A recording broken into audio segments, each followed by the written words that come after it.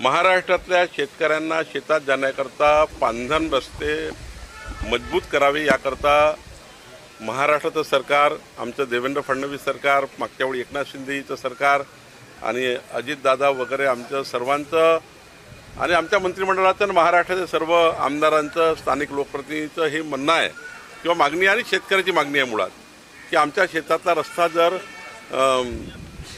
माती मुरमाता जरी करून दिला तरी आम्हाला 2 पिकं शेतात घेता येईल।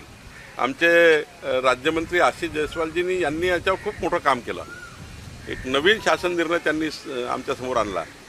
पांधन रस्ते बांधकामाकरता आशिष जयस्वालजींनी नागपूर पॅटर्न तयार केला। तो नागपूर पॅटर्न राज्यात राबवण्याची योजना तयार झाली।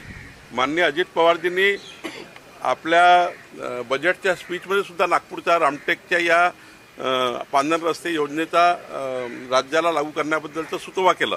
मला असं वाटतं, मी काल ज्या पांधन रस्त्यावर गेलो होतो खानगावच्या, त्या पांधन रस्त्याला जर बघितलं तर 12 फुटाचा सुंदर माती मुरमाचा पांधन रस्ता शेतकऱ्याकरता झाला। 10 लाख रुपये पर किलोमीटरमध्ये बांधकाम झालं आणि इतकं चांगलं बांधकाम झालं की शेतकऱ्यांना 2 पिकं घेण्याकरता आता रस्ता मोकळा झाला। तहसीलदार, कलेक्टरनी रस्ते मोकळे केले आणि पांधन रस्त्याचं बांधकाम आम्ही सुरू केलं। महाराष्ट्रामध्ये नागपूर पॅटर्न आम्ही राबवणार आहोत आणि महाराष्ट्राच्या सर्व शेतकऱ्यांना मी आश्वस्त करतो, देवेंद्र फडणवीस सरकार, आमचं सरकार महाराष्ट्राच्या संपूर्ण पांधन रस्त्याच्या कामाकडे लक्ष देणार आहे।